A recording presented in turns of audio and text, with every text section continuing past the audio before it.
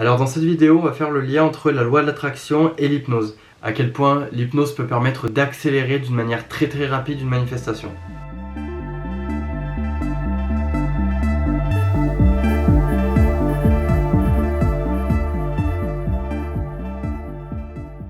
Alors je voulais juste faire le point sur quelque chose de très important. C'est que parmi toutes les personnes que j'accompagne en hypnose, les nouvelles personnes que j'accompagne souvent viennent me voir en me disant qu'ils attendent un miracle dans leur vie. Avec l'hypnose, moi ce que je vais faire, c'est que je vais donner tous les outils à la personne pour changer. Maintenant, les choix et les décisions que prend la personne derrière ne lui appartiennent qu'à elle. Donc en fait, voilà, je tenais à préciser ça parce qu'on ne peut pas espérer, il y a des gens qui vont vivre un changement radical dans leur vie, ça va super bien marcher, ils vont réussir à manifester plein de choses derrière, mais il y a d'autres personnes, par exemple, je vais prendre un exemple tout simple pour l'arrêt de la cigarette. Une personne qui n'a pas véritablement envie d'arrêter de fumer la cigarette, j'aurais beau lui donner tous les outils en sa possession pour qu'elle ait plus envie de fumer, si en fait elle n'a pas décidé qu'elle voulait vraiment arrêter, elle va continuer à fumer. Voilà, donc c'est un exemple qu'on peut extrapoler sur beaucoup d'autres exemples. Voilà. C'est juste pour dire que la personne qui vient me voir est aussi acteur de son propre changement. Voilà. Donc ça me paraissait super important de le spécifier parce que voilà, à chaque fois, les gens viennent me voir en me disant je veux un miracle. Alors oui, vous allez peut-être vivre un miracle, mais ça va dépendre aussi de vous et de vos choix et de vos actions par la suite. Voilà. Je ferme la parenthèse. Donc maintenant on va s'intéresser à nouveau à la loi de l'attraction. La loi de l'attraction, qu'est-ce que c'est ? C'est le fait de poser une attention sur quelque chose et de créer dans sa vibration une fréquence vibratoire qui soit en adéquation avec ce qu'on veut manifester, dans l'optique de réussir à attirer cette chose-là dans notre vie. Donc beaucoup de gens me disent j'arrive pas à manifester ce truc-là, j'essaie de faire ça depuis des années, j'y arrive pas. Et ils vont me dire par exemple qu'ils écoutent des affirmations positives pendant des semaines et des jours et des mois, et ils vont me dire que malgré tout ça ne marche pas. Alors, en fait, quand on fait des affirmations positives, quand on les réitère, quand on les réécoute ou qu'on les répète au cours de la journée, ce qui va se passer, c'est que pourquoi on a besoin de 3 semaines ? Parce que 3 semaines, c'est le temps qu'il faut à notre cerveau de créer une nouvelle habitude. Sauf que si par exemple la personne n'écoute pas les affirmations positives en ressentant l'émotion de l'affirmation positive, par exemple je suis riche et qu'à côté ils ne ressentent pas la richesse, ils vont avoir beau écouter des affirmations positives en boucle pendant des mois, il n'y a rien qui va se passer parce que à un niveau émotionnel, il y a une dualité, il y a un décalage entre leurs intentions et leur corps et leurs émotions. Parce qu'encore une fois, quand il s'agit de manifester quelque chose, il faut avoir une intention qui soit en adéquation avec ses émotions. Ça veut dire que l'intention consciente et mentale doit être dans la même direction que l'émotion. Si la personne derrière a des croyances limitantes ou des choses qui ne se passent pas vraiment ou des ressentis qui ne se font pas, il peut se répéter des affirmations positives pendant des années, il peut avoir un visual board, il peut faire toutes les techniques qui vont lui permettre de manifester des choses, mais il n'y aura pas la capacité, il n'y aura pas l'énergie qui va permettre de créer ce changement dans la quantique, dans la matière. Donc souvent, voilà, il y a beaucoup de personnes qui sont là et qui sont beaucoup dans le mental tout le temps. C'est-à-dire qu'ils réfléchissent, ils conscientisent, ils savent beaucoup de choses, ils savent même résoudre leurs propres problèmes. Le problème c'est que quand on veut manifester quelque chose, il faut être en harmonie avec ces choses-là. Il faut être en harmonie à 100%, ça veut dire dans le corps et dans l'esprit. Donc du coup, il y a beaucoup de gens qui, en permanence, veulent des choses mais n'arrivent pas à le manifester. Et à l'inverse, les gens qui sont beaucoup moins dans le mental, qui sont beaucoup plus dans l'instant présent ou dans un sentiment de gratitude régulier, ou dans le flow de la vie, dans les choses comme ça, les choses se manifestent facilement dans leur vie parce que tout simplement c'est en adéquation avec eux. Ça veut dire que sans même écouter des affirmations positives ou méditer ou faire de choses, ils vont réussir à manifester des choses dans leur vie. Quand on veut manifester quelque chose, il y a aussi cette idée de vous voulez un objet, il faut le vouloir, il faut avoir l'intention de le vouloir mais sans la vibration du manque, c'est-à-dire ne pas en avoir besoin. Et une fois que vous avez intentionnellement portez votre attention dessus, il faut lâcher prise pour que cette chose se manifeste. Pourquoi lâcher prise ? Parce qu'encore une fois, quand on lâche prise, c'est le moment où on laisse cette chose arriver. C'est le moment où vibratoirement, énergétiquement, on est aligné, on est dans un flow et naturellement, on peut avoir notre inconscient qui nous guide, on peut avoir des événements de l'extérieur ou des synchronicités qui se créent en faveur de la manifestation, mais c'est des choses qui arrivent quand on est dans un état de détente, quand on est relâché, quand on est en lâcher prise.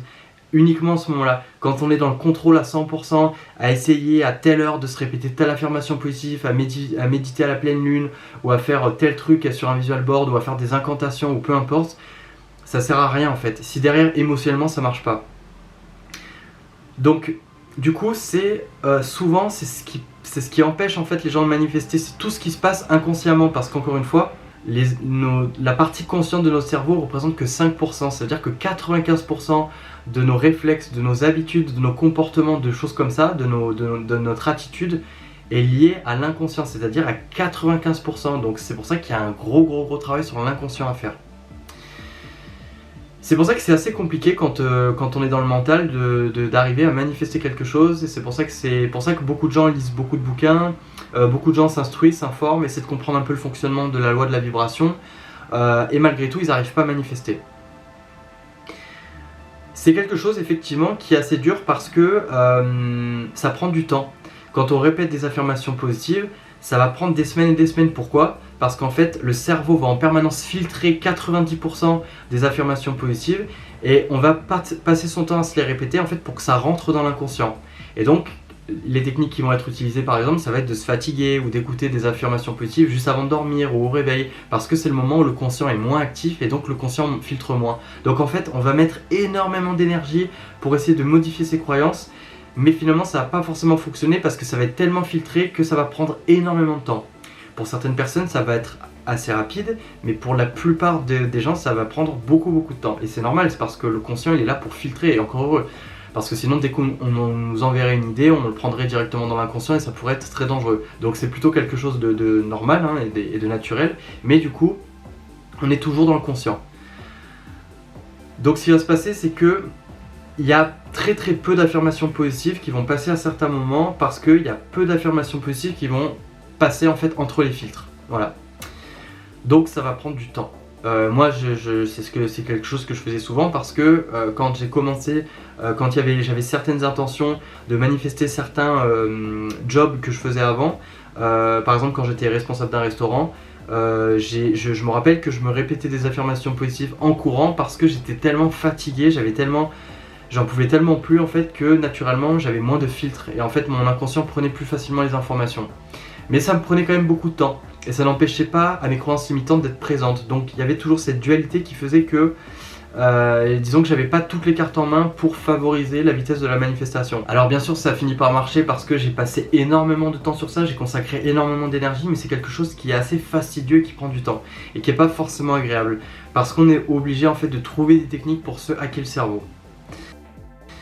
Maintenant, pourquoi je voulais faire le parallèle avec l'hypnose ? Quand une personne est hypnotisée, on rentre dans l'inconscient du cerveau. Voilà, c'est le but de la transe, c'est que ça va permettre à la personne de passer toutes ces barrières analytiques et de rentrer directement dans l'inconscient. Quand on a accès à l'inconscient, on a accès à l'émotion, on a accès au corps, c'est-à-dire cette dimension à laquelle on n'a jamais accès en temps normal en fait.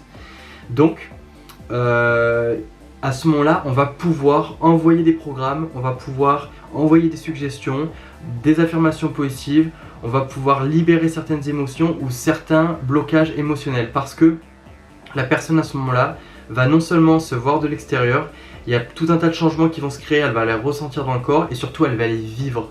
Et c'est ça en fait la clé de tout ça, c'est de vivre. C'est pour ça que Neville Goddard dans ses livres ou beaucoup d'autres parle de ressentir l'émotion comme étant déjà là. C'est que quand on parle de la loi de l'attraction, on n'arrive pas les 3/4 du temps à ressentir. Une personne qui est pauvre se sent pauvre. Elle a beau se répéter des affirmations positives comme quoi elle est riche, je suis riche, je suis riche, je suis riche. Au fond, elle sait qu'elle est pauvre parce qu'elle a un environnement dans lequel elle est pauvre. Elle est obligée de comptabiliser en fait tout le temps ses dépenses pour pouvoir vivre justement. Elle est obligée de faire peut-être plusieurs travails justement pour arriver à survivre et payer son loyer. Donc c'est normal que en fait le corps soit en désharmonie avec l'intention. Il y a une dualité entre le corps et l'esprit. En hypnose, toute la concentration va être uniquement dans l'inconscient. Ce qui veut dire qu'à ce moment-là, on va pouvoir envoyer tout un tas de suggestions qui vont être prises par le subconscient, parce que le conscient l'accepte, le conscient est ok avec ça, le conscient veut croire à ça, et donc l'inconscient va prendre l'information. Et on va pouvoir aussi nettoyer et enlever ou libérer toutes les croyances négatives. Et du coup, quand la personne arrive avant la séance, la personne est dans un état de conscience ordinaire, elle a des problématiques, elle a une manière de parler, elle a une manière de s'exprimer, et en fait à la fin de la séance, on a tellement pu accéder à cette partie inconsciente que tous les programmes sont rentrés dans l'inconscient en fait. C'est-à-dire que toute l'énergie qu'on passe dans les affirmations positives pour essayer de rentrer justement dans cette partie inconsciente, ça va se faire très simplement en hypnose parce que il n'y aura plus toutes ces barrières et donc du coup on va pouvoir glisser toutes ces informations. Et du coup, la personne va ressentir les transformations, elle va vivre l'évolution, elle va sentir que ça a déjà changé, elle va sentir qu'il y a un avant, un après. Du coup, quand la personne vient, c'est une personne, et quand la personne sort, c'est une deuxième personne. C'est-à-dire qu'il y a tout un travail qui a été fait pendant la séance qui va faire que ça va équivaloir à des mois et des mois d'affirmations positives. Et du coup, ça va être beaucoup plus simple parce que du coup, on a de nouvelles croyances, donc du coup, on a un nouveau fonctionnement, on a une nouvelle manière de penser. En fait, toutes les choses qu'on force quand on fait des affirmations positives, ça va se faire tout seul avec l'hypnose parce que les informations vont directement rentrer dans l'inconscient.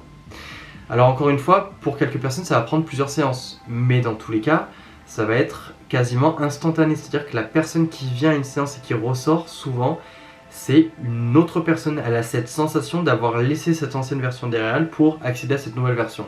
Ce qui va se passer, c'est que la personne va vivre une nouvelle réalité. Elle va se sentir différente, elle va le ressentir, elle va le vivre parce que pour elle, elle aura vraiment véritablement changé. Il y a vraiment ce changement qui s'est créé dans le corps. Donc du coup, la personne accède à cette nouvelle version. Donc en adéquation, forcément, les intentions deviennent plus en lien avec les émotions. La personne vit et est beaucoup plus en harmonie avec ce qu'elle désire manifester, vu que c'est le but de la séance, puisque la personne souhaite opérer un changement dans son subconscient. C'est ce qu'on va créer avec l'hypnose. Et du coup, quand la personne va sortir, elle sera tout à fait en fait alignée énergétiquement dans l'inconscient avec son intention. Et donc forcément, ça va favoriser d'une manière exponentielle la capacité en fait de manifester. Parce que cette fois-ci, la personne sera totalement à 100% consciemment et inconsciemment alignée avec ce qu'elle désire manifester.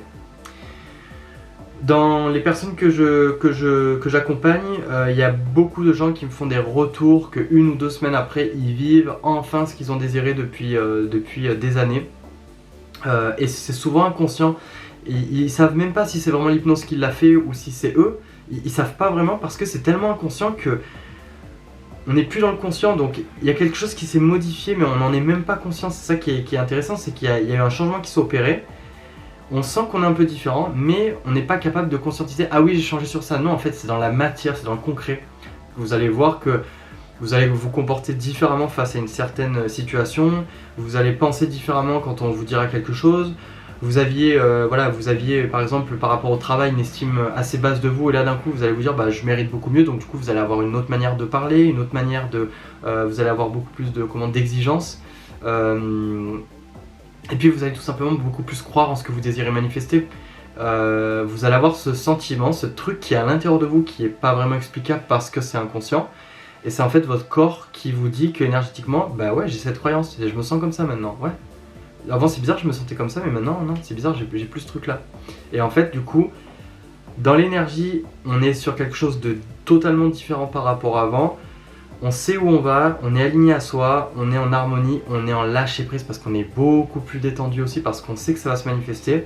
Et donc automatiquement, on a toutes les cartes en main, tous les paramètres qui sont en cohérence, en harmonie pour avoir une puissance énergétique et créer une manifestation physique dans la physique quantique. Voilà. C'est pour ça que l'hypnose crée des changements qui sont souvent radicaux. Alors je veux quand même rassurer toutes les personnes, c'est que les changements, je parle de changements radicaux, c'est lorsque la personne le décide. Quelquefois en hypnose, il y a des choses beaucoup plus légères. Il y a des petits problèmes ou des petits blocages qu'on souhaite enlever. Voilà, il y a aussi une manière beaucoup plus simple d'opérer. Et puis surtout, encore une fois, l'inconscient n'accepte que ce que le conscient accepte. C'est-à-dire que toutes les choses avec lesquelles vous allez ressortir, avec toutes les nouvelles croyances que vous allez avoir sur vous-même, c'est des choses que consciemment vous vouliez en fait en début de séance. C'est pour ça qu'il n'y a pas de... Vous n'allez pas vous transformer ou devenir une personne qui n'a rien à voir avec ce que vous étiez avant. C'est des choses qui... Vous allez garder les mêmes valeurs, vous allez être fondamentalement la même personne. Vous allez juste faire sauter des croyances limitantes ou libérer certaines émotions ou avoir en fait des changements qui se produisent qui vont vous permettre d'accéder juste à une version améliorée de vous. Voilà.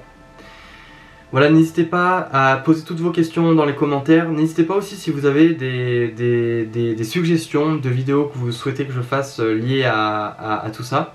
Et puis je vous retrouve très prochainement dans une prochaine vidéo.